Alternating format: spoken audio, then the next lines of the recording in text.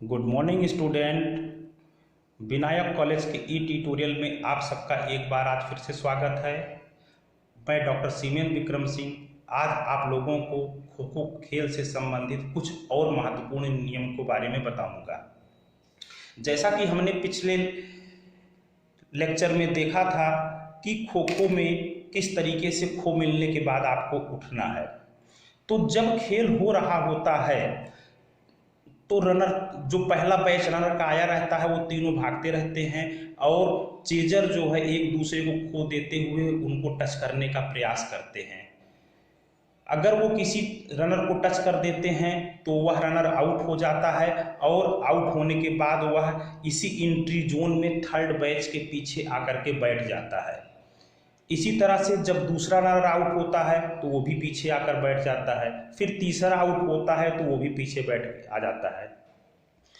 तो जब पहले बैच के तीनों रनर आउट हो जाते हैं उसके बाद दूसरा बैच जो होता है वह मैदान के अंदर में प्रवेश करता है, लेकिन मैदान के अंदर में प्रवेश करने के लिए उसको इतना ही समय मिलता है कि जैसे ही चेजर तीसरे रनर को आउट करता है उसके बाद वह दो सक्सेसिव खो देता है। दो लगातार खो एक दूसरे को आपस में देते हैं।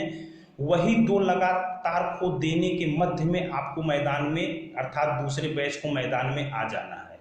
अगर दो सक्सेसिव खो देने के दौरान रनर टीम का दूसरा बैच मैदान में नहीं आया तो वह पूरा बैच स्वतः आउट मान लिया जाएगा, या जितने खिलाड़ी मैदान में आ गए दूसरे बैच के वो तो खेलेंगे, जो नहीं आ पाया वो स्वतः आउट मान लिया जाएगा।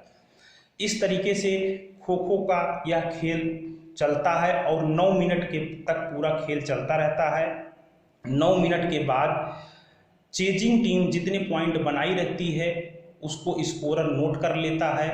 उसके बाद 3 मिनट का विश्राम होता है। 3 मिनट विश्राम के उपरांत अब जो टीम चेजिंग कर रही थी वह रनिंग करने के लिए आ जाती है और जो टीम रनिंग कर रही थी वह चेजिंग के लिए आ जाती है। इस तरह से 9 मिनट तक अब दूसरी टीम जो है चेज करती है और पहली टीम जो है रनिंग करती है। उनके द्वारा अर्जित किए गए अंक को भी नोट कर लिया जाता है। इस तरह से 9-9 मिनट की 2 पालियां समाप्त होती हैं जिसमें दोनों टीमें बारी बारी से चेज करती हैं। तत्पश्चात 5 मिनट का मध्यावकाश होता है। उसके बाद फिर उसी क्रम में अब जो टीम पहले अब तक चेज कर रही थी वो रनिंग करने जाएगी और फिर 9 मिनट का गेम होगा। उसके बाद फिर 3 मिनट का विश्राम होगा, फिर 9 मिनट का गेम होगा। अब चेज वाली रनिंग करेगी और रनिंग वाली चेज करेगी।